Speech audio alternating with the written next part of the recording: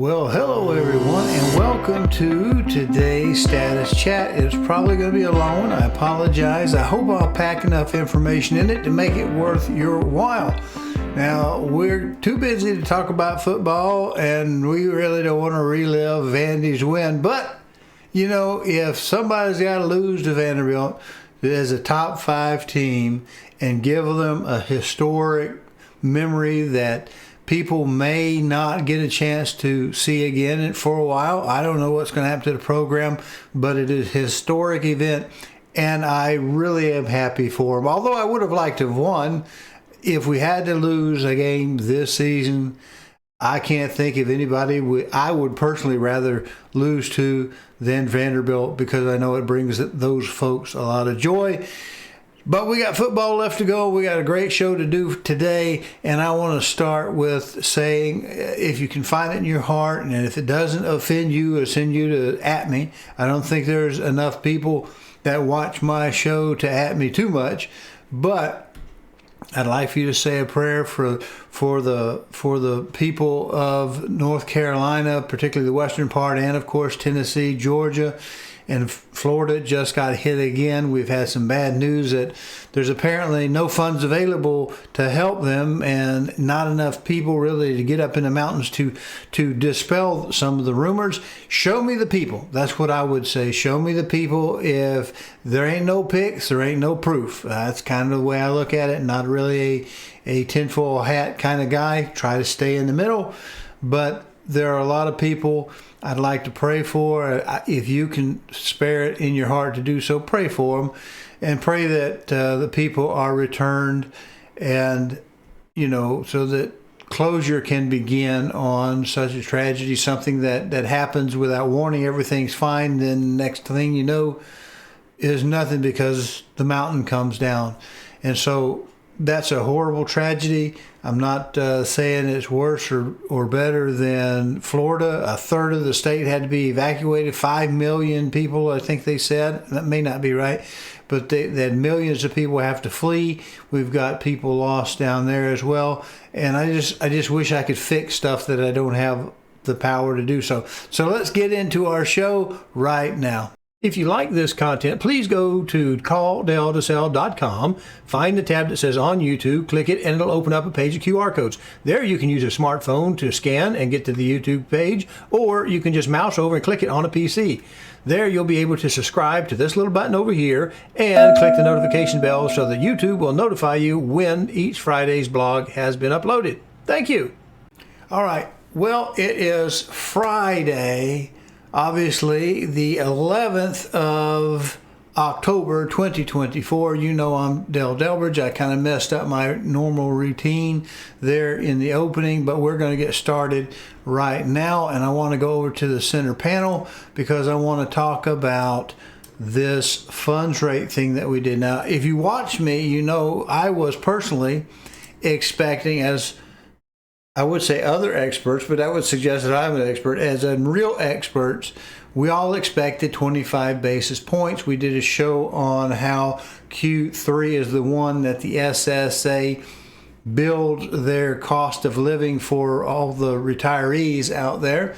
And they don't look at 1 and 2, and they don't look at 4, just look at that 1 quarter. So we had a feeling that it was going to be low. Inflation was going to be low in Q3 because that's the one they base the COLA on. And also that was something that the Fed had always been saying since December of last year. So came as no surprise that we got 25 points on schedule. But what was a big surprise was the 50 basis points. And as we would have expected, we would have seen that continuation of the decline of rates, because we were all anticipating a pivot, which would say that lower rates are coming. And so what did we see? Did we see our decrease in rates as the news came out? Well, no, we saw just the opposite. We saw them skyrocket up. Now they've kind of plateaued back out. I think we're getting into some new economic data that has come out since then. So that went opposite. And I think last week's episode was, are you patterning the people that give you your information, the ones that keep saying, they have been saying since December, yes, rate cuts are coming and they're going to be coming soon, and maybe even sooner than they said, and all of that was just a bunch of hot air.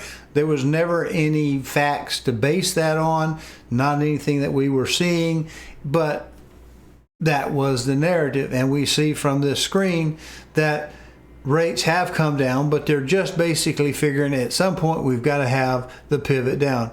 Now look at the 30-year rate. It came down right here. Well, this actually says it's up 0.02. The reds are up, or this one is down. The UMBS 30-year 50, 10-year Treasury is down. 15-year fixed rate is gone negative there. They're messing me up with the reds being both positive and negative, but we see that we have market volatility. We're always going to have market volatility because we buy the rumor and sell the news. And so we everybody in the markets tries to outguess the Fed when they have all the information, the real information, not the bogus information, the feel-good stuff that they put out for everybody to see. So that was our first screen. Well, we have another one. Let's look at the history of Fed rate cuts. And you see that we have a tendency in our history to step up to try to control inflation,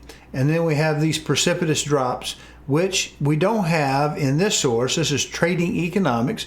We don't have our overlays of where the recessions occurred. We see them coming up, precipitous drop, coming up, precipitous drop. Now, if you'll notice, this is pretty similar to what we saw before the 2008 crash.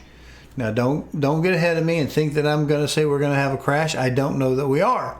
I don't think that that's our most immediate problem, is a housing crash. But you see what happens. This is beginning to look a lot similar in October of this year to October back here in 2007, no 2007. We're looking at it about the same thing. And we see it comes down, and there's a little plateau that they want to see that they haven't done too much too fast. And we see a little plateau over here. We want to see that we're not doing it too much, so they give it a miss. We may get a miss this next go around, maybe not, because remember they put 2 steps in the first step down, which is reminiscent for a lot of people, triggers a lot of old memories back here in this day. So if we bring it back to our next screen here, the Consumer Price Index, this one I want to go full screen, because it is a spaghetti chart. It's what I call it, a spaghetti chart, because we got lots and lots of lines. Now, if you're really not a nerd like me that likes data, I'm an old engineer and MBA, so I like looking at numbers even if I can't trust the numbers I have. Let me show you one of the things that we can do. And it also answers a question that you may have. In the description of the status chat, where I try to always remember put my tabs down there for you to see, because I'll tell you what my opinion is, but I'll show you why I'm getting it there so that you can look at it and come back and engage with me if you want to. Well, what about this? Have you thought about that? And chances are I probably missed something at some point in time, because I'm not the sharpest knife in the drawer.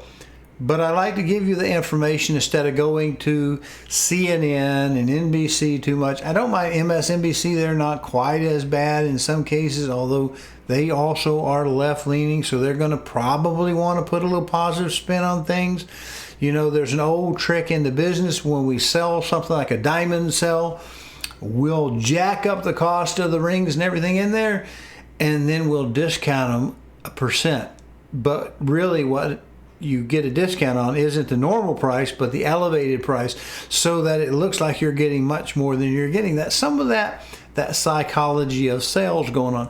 Well, that's sort of the same thing that the Fed does to the market. They really have limited tools to work with, so it's all about posturing and giving us the message, and the media people often help, which is some people fall for it, like those people who were saying rates are going to fall there. We may see a couple rates even earlier than normal because, whatever. And it doesn't happen because they're following the narrative, not the data. And the data itself is suspect because it has a history of being revised to the ugly after it's out of our mind. It's a way of memory holding that bad event. So we remember the good and don't remember when they actually correct it. But let's get to this spaghetti chart I have here. Up at the top, and I hope that the production of this will be good enough that when you look at it, you can see this. I've done some work to try to improve how these charts appear in the final mix, because they look good to me, but once they get out there, they get a little bit blurry. So each of these lines, if I step on it, the first one is the CPI for all urban consumers in the U.S. cities, set to 2000. Median sales price of houses sold in the United States, Q1, and new privately owned housing units under construction. That's the greenish line there, the one that's highlighted. And of course, if we come down to the next one, every time I put my little paw over one, my little finger, it shows up black on my screen, but on the capture it shows up as a white hand, so it's not as good as what I can see when I'm producing.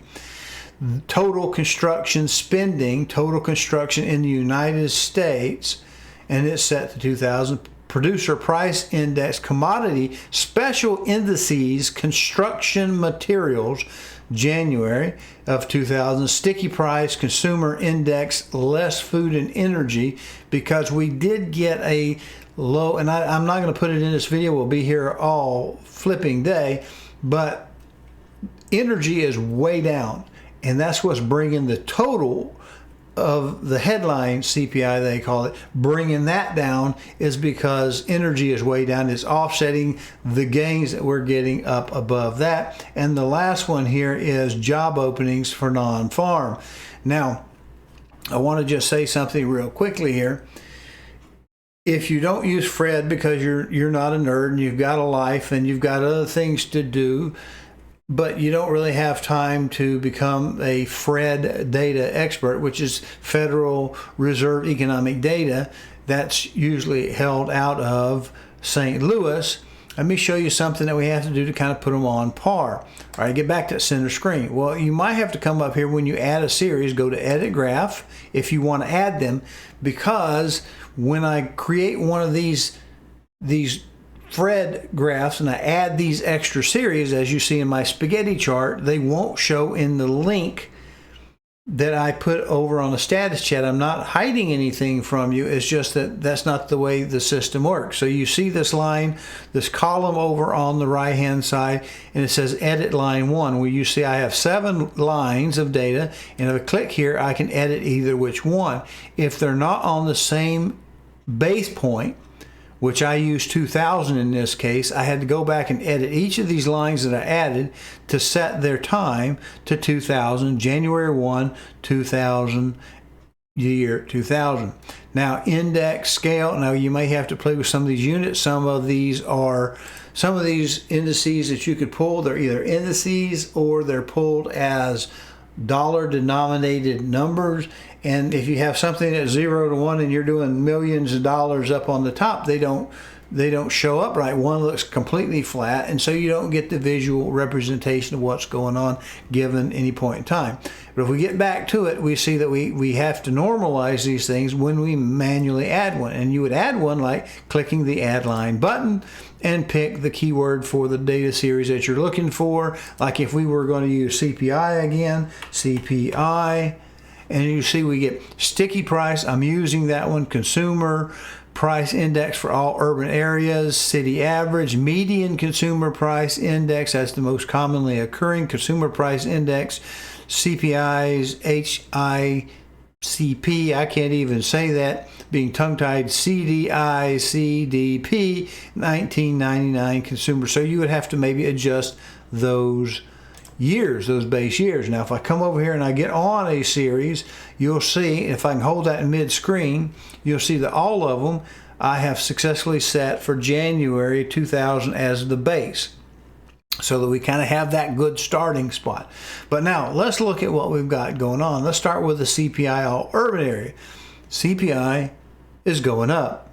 Now we hear how inflation is coming down. That may be a year-over-year rate change, but the actual cost of what things are as the basket of good is measured is going up. And let me take a chance to see if I can put this over on the left panel. We see something right here. Let me show that to you. CPI index. Can I get it a little bit bigger? Yes, I can.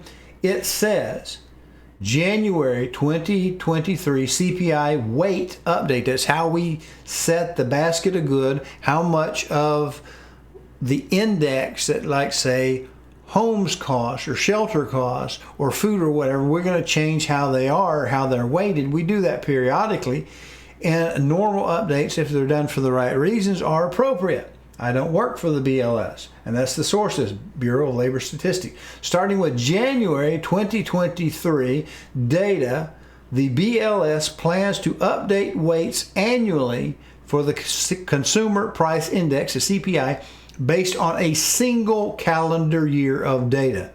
Using consumer expenditure data from 2021, this reflects a change from the prior practice of updating weights biennially using 2 years of expenditure data. So I'm not an economist, but it sounds like they're fiddling how the index is calculated, probably because we had massive inflation under the old system and we want to change it. And I will discuss that with our orange line that we're going to look at pretty quickly. But we see the CPI is definitely climbing up. So things aren't getting any cheaper yet. So if you're feeling like you're being squeezed, you're not alone. There's real reason for it. And I suspect that this has been quieted down by calculation. Now, the median sales prices of houses sold for the United States, you see they've kind of come down a little bit. You've heard some people say on social media, at least I have, that prices are still going up. Well, the median price isn't according to the national data. And I've shown you in the past, I have shown you my website where you can go in there and look at like Rutherford County and compare Rutherford County as a whole to Murfreesboro and to Smyrna, I think it is. And so we got a couple of counties out there that you can pull live from the MLS as of the last completed month. And you can see what is trending in terms of showings and prices and percentage of list price. But when we go back to it, put my finger here, make that one line show up, you see it's coming down a little bit. But it's not come down to where it would be had we tried to draw a straight line from before it jumped up and went nutsy Fagin. All right, let's go on down to the next one. New privately owned housing units under construction. And we see that new units are trending down a little bit. And even though we were having our... Hello, I'm Delbridge of Benchmark Realty, Murfreesboro, Tennessee.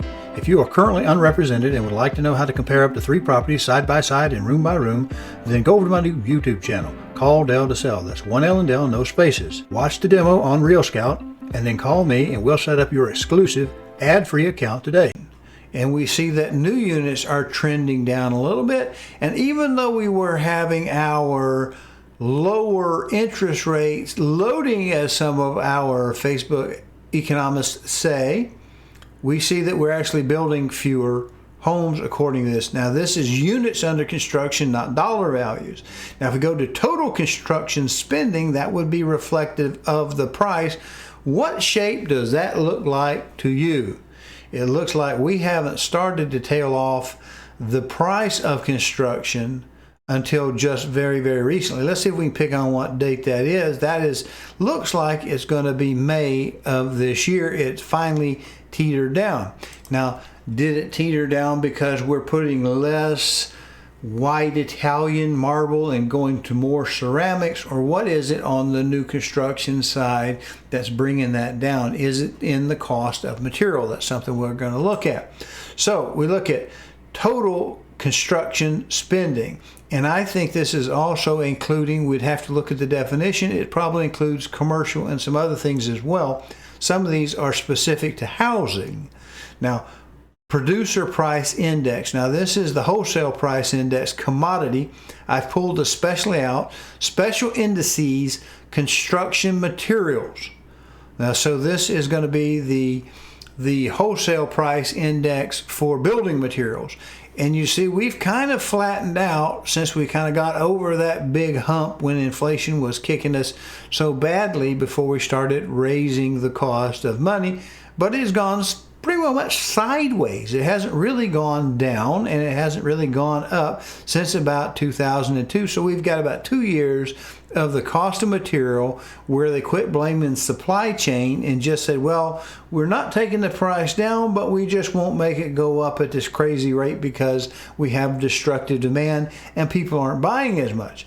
Now we have this one, the orange one, the sticky price consumer index, less food and energy.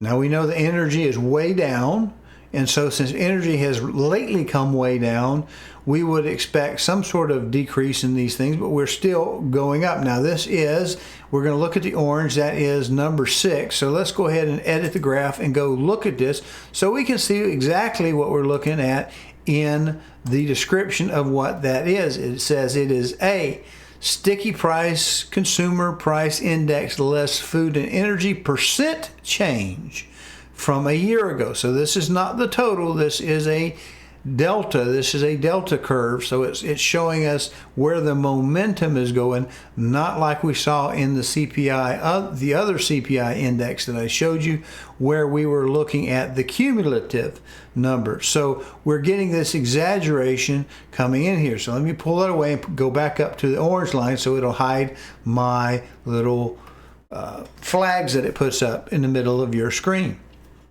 What does it show you? It shows you that year over year, starting when, let's go back to that left-hand panel, starting January of 2023, the CPI weight got changed, how it was done. Instead of using 2 years, we're going to use 1 year, and we're going to update those weights so that we can justify changing how the index is calculated based upon the weight of goods. Now, you can imagine, I'm not saying this is what the people did to massage the numbers, but if you were under pressure to control inflation and it was going through the roof and you saw a problem area, you could change, I'm just talking crazy talk here, you could potentially change that one problematic thing once a year to change how the index is calculated. Not how it's actually, prices are actually going, but how you change the index for that category of things. I don't know that happened, but let's look at that center panel. So when do we see this big spike up? We're going in 2021. We're not going to change it till 2023, 2021, 2021, 2021. We're going up here, 2022. When do we make our change? In January of 23. Can you see that in the production that you see? What happens after January of 2023? While we start bringing our year-over-year changes, are coming way down. So if we wanted to crow what great progress we were making controlling our economy through the central bank, now all of a sudden inflation looks like it's coming down significantly year over year as the index reports it. Now, what did we see last year for our Social Security recipients? Before this went into gear, we did a show on that. We saw that they got 8-point-something% COLA because prices were really going that far. And even in that third quarter, they were going that far. Now we have redefined how it's calculated, and we have to wait for Q3 to come around again of 2024 to see that effect of our year-over-year changes. Now, what happens if we have, say, a low year and a high year where the cost of something in our basket of goods exists? Then if we were to kind of average those together, however they're weighting those to come up with the indexes last change, and now it's still fairly low and we have inflation up high, our year-over-year change is going to look very, very ugly. It's going to be bigger than what it is. But what if we can bring that time forward to a year that was already high, and compare this growth to the already high? It's going to likely look like it's not that much difference, and it's gonna maybe look a little bit better. It's just a theory. I'm not a Facebook economist. All right, go back to our center screen. So what is this other thing? Last week's was on our job opportunities. We saw more jobs being created. It was a blowout period, and it was high. But what does it look like? Job openings, non-farm. Now this is just non-farm, and we do have, in this case, we do have our trend where we do have, from the Fed puts in the recession period. We look at our our job openings tend to go down in recessionary period every thing we see here since 2000. We don't see our recession in this area yet, but perhaps one is coming. But is it or is it not coming? That is our next thing that we're going to look at, because we want to see, first of all, we've seen job numbers. A while back they took off 800,000 jobs that they said, that was just a calculated area. We overestimated, and they revised them down, and that shocked the market a little bit, but it kind of reset our expectations. And now we have one bad jobs report. Then this time we've got one that's super high, indicating that we're really in great shape. Well, as I've previously asked you to consider on your own, not with me influencing you in any shape, form, or fashion, but if we were really not in that bad a shape, why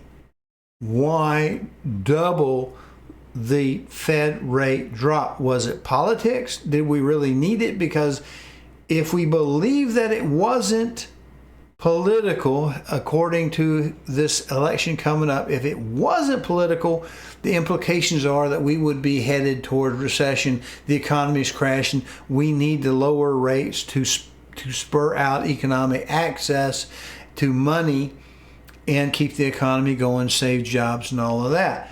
But the market responded that no, they thought it was political largely, and so it didn't panic the markets. In fact, the stock market continued to go on up. Well, I have another one here I want to remind you. I'll have to reset the screen to go up toward the top. Be a little patient with me while I jibber jabber to get it set. Now here we are. And this is what we were saying. Remember, we had a few of those Facebook people in my feed who are apparently got a degree in economics from somewhere, because they're smarter than I am, kept saying, oh no, we might get 3/4 of a basis point. And I said, law, you better hope we don't, because that's going to freak the markets out. We're expecting 25 the week of. It suddenly went to 50. We got the 50. Still didn't freak everybody out. But what's it say? Fed officials were divided over the size of last month's jumbo interest rate cuts minute show. So, now we find out. The media decides to tell us, well, maybe there really wasn't all that much reason to put a 50 basis point cut. So are they setting us up to maybe not get a cut this next go around? Because I still see people, telling us, yeah, we're going to get 50, maybe 75 basis points this next one, because we're going to bring those rates down. But what is the risk of bringing those rates down? It's going to be setting inflation back up. Now, we're going to talk a little bit about inflation. I'll let you think about it however you want to think about it. But when we get back to the screen, we had some discussion on this. Now, it says the Federal Reserve pulled back on the curtain on the thought process behind the most pivotal monetary policy decision in recent history with Wednesday's release of the minutes from its meeting last month, which resulted in the first rate cut in 4 to 5 years. So I don't want to go through this. We can find this in the description of the status chat over on the YouTube page. Let you read this. It's from Forbes. They're not.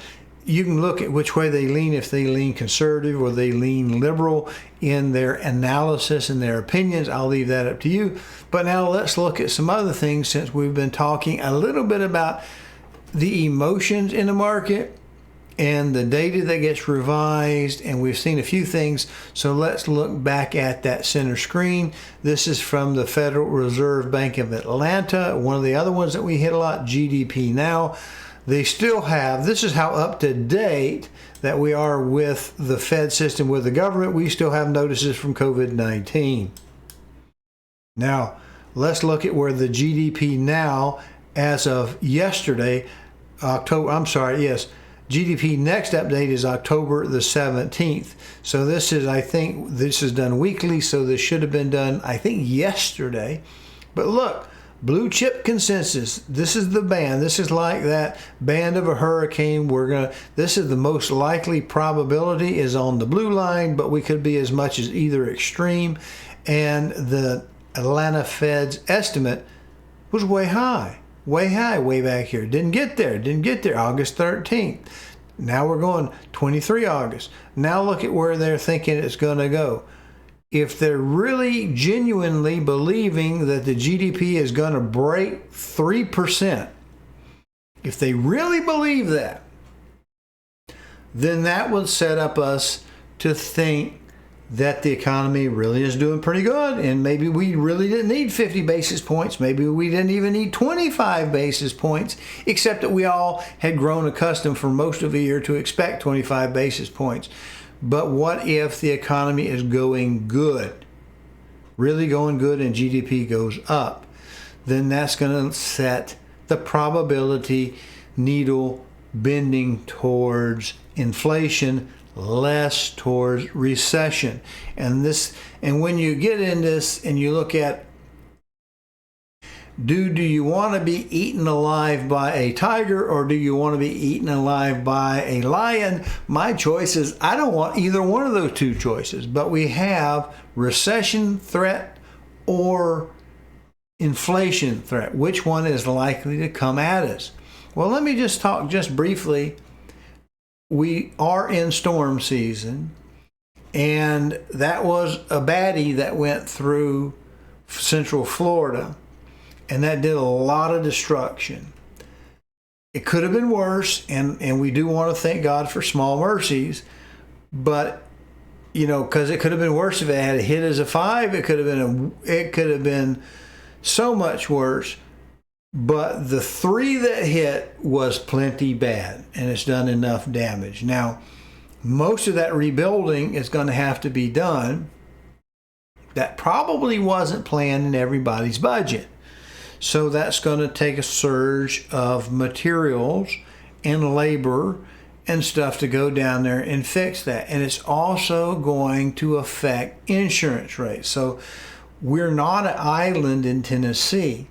Even though we're at mid-ground, we've seen that hurricanes go up. We're more apt to get tornado damage, I think, than hurricane damage, but we still get damage. And we have to look at how insurance is going to impact your PITI, or your principal, interest, taxes, and insurance.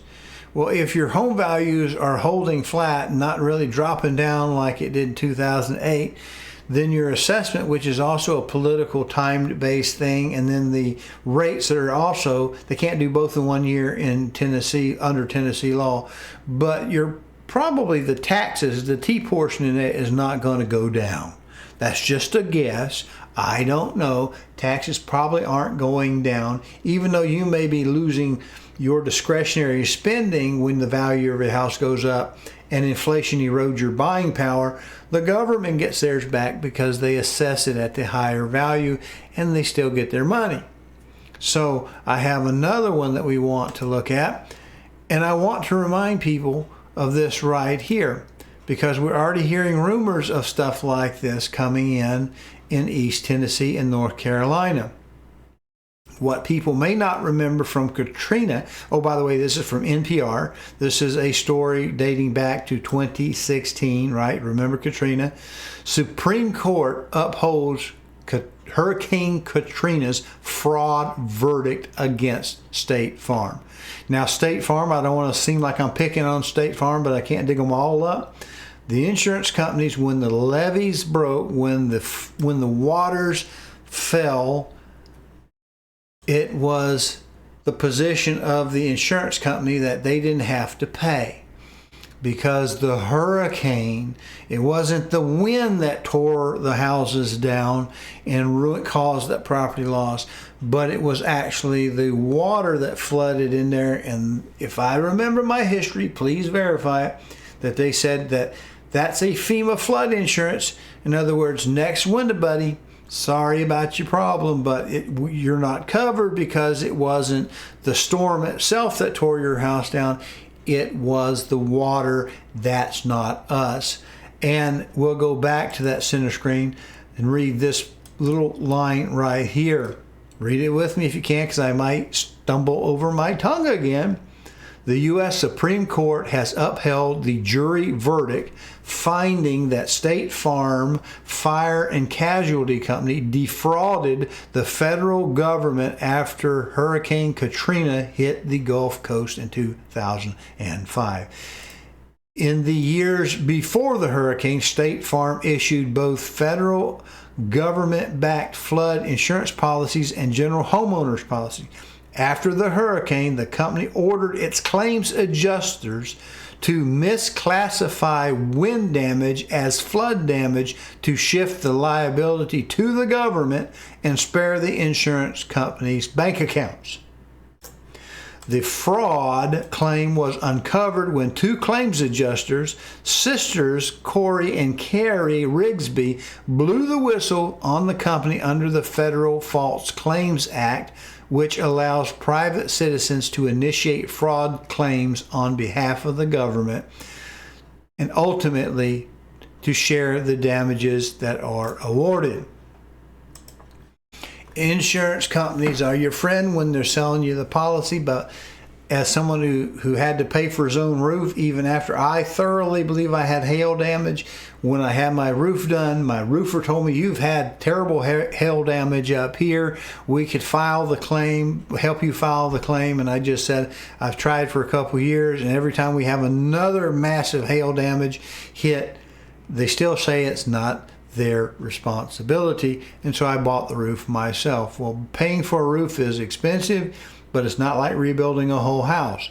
Now, watching YouTube, and you can't always trust everything you see on YouTube, including me. You do your own research. I saw an interview from someone who said his house had taken a hit. It was in upper North Carolina, in one of the sides of the mountains, and it was high up on the mountain. After the storm, his house was damaged, but it was still sitting there. He said, and I don't have the video to put in the description of the status chat on the YouTube page where you might find all the other stuff that I use, but he said that he had talked to FEMA, and because he was someone involved in the local area recovery type thing going on, the response, he happened to be one of the people of power in the situation there. He said that the next day the house slid off the mountain, and when he talked to FEMA, who said they couldn't get there because the roads were damaged, so they couldn't get there to do an assessment, when he said the house had initially survived the storm and then fell off when the mudslide hit, he said, FEMA said, well, we don't cover mudslides. So I don't know if it's going to be another battle with these homeowners between their insurance companies saying it's FEMA and the FEMA people saying that's covered by something else. I don't know, but it sounds like we're going to have a lot of rebuilding in a couple of different states. And that seems to me is going to put on the supply chain of building materials and labor is going to kick that up, make demand for it. And what mightn't that do to inflation? Well, we expect jobs to be disrupted, so we expect job rate to kind of take a hit next month, I also expect maybe the price to go up on some of these things as a result of the rebuilding.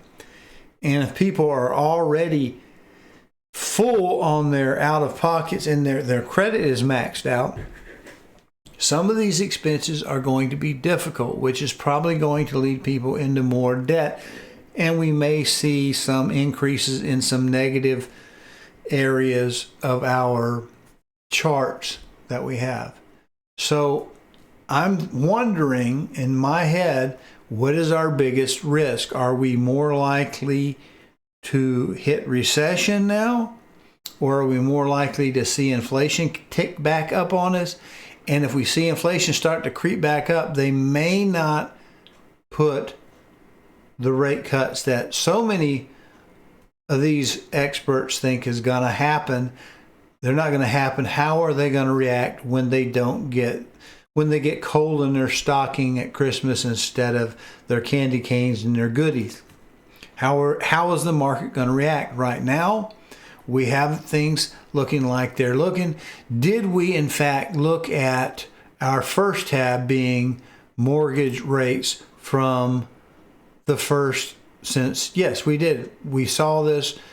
They went in the opposite direction than we anticipated, even though we had twice the expected drop in the Fed rate.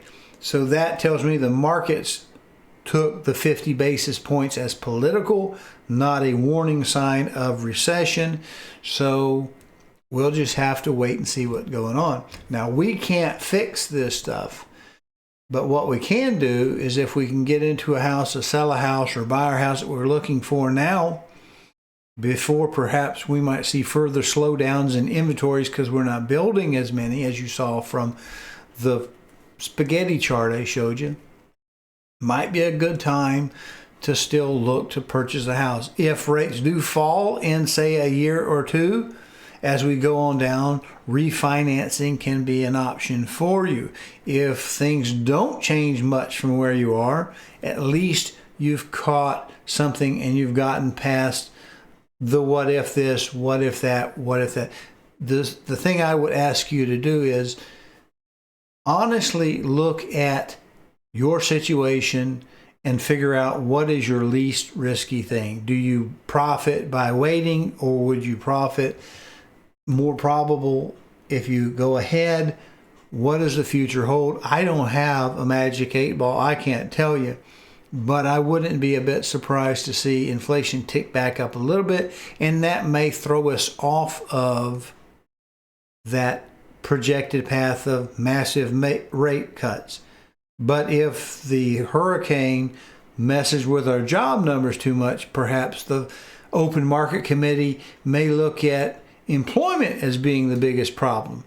I would think that if it's a storm-related employment problem, that they wouldn't credit it as a threat of recession like it would be as if there were no storms hitting, a couple of southeastern states of the United States. And remember, the insurance companies, if they have to pay out this massive amount of money, is going to increase everyone's rates. What I hope will not happen is that they decide that, like they've done in California, they've had so many payouts of the mudslides and fires that some insurance companies are just not issuing policies to homes. And if you have to have an insurance policy in place when you buy a home, that makes it more difficult to sell a home when you want to trade up, trade down, move in, move out of an area. That could be a problem. All right, so let's get to the next portion of our show. I know this is going to be long, but I hope it's at least worth you spending your time listening to me ramble. I hope it brings you some thoughts and possibilities so that on your own you can research and feel more comfortable of what may or may not happen, rather than just blindly just hope, because hope is not a plan. All right, well, I've got the numbers here. Would you like to see kind of the setup behind what it takes to try to put one of these things together, because after I shoot this recording session, I then go back and use a different piece of software to do the editing. That's what I've been building the machines for. And I'll just give you a quick few second peek of what it looks like of the screens that I have when I do one of these.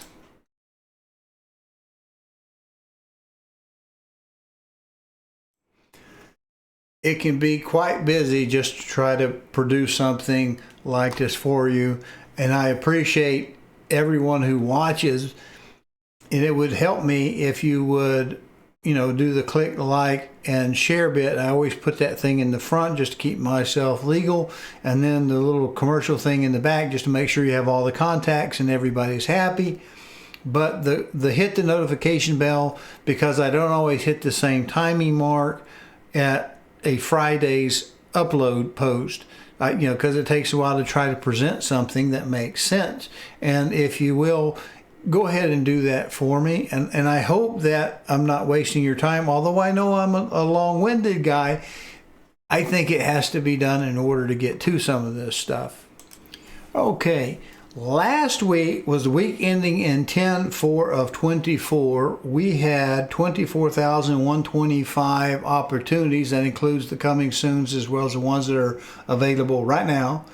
That went up over the previous period. We saw 4121 in the under contract still showing. They've got a contract, obviously, but they're taking backups, it looks like, if they're still showing them. And the ratio between that drops down to 17%. Now this week we had 24,542, which actually increased slightly, and we had 4081 on the under contracts still showing. That went down a little bit. Those continued their direction, but the ratio between those didn't change off of 17%. In fact, it was like 16.6 something or other like that. So maybe another week in that, if they continue to diverge, we may drop down to 16%, the ratio between them. So I appreciate you watching. I got another hour or two to chop and put this thing together, get it uploaded for you guys to see it, and give me feedback if you can see these graphs after I've made these adjustments in the bit rates to make them a little bit better for you. And remember, you can find the charts in the description of the status chat below this video. But remember, if you're doing a Fred chart like I did with the spaghetti, you have to add all of those other lines. It's only going to show you the original chart that popped up that before I modified and set the years and all that kind of stuff. There's not a way that I know of to get that to you just like it is, unless you just do a stop the video and screen capture that one little scene. So we appreciate you watching. We'll see you next week.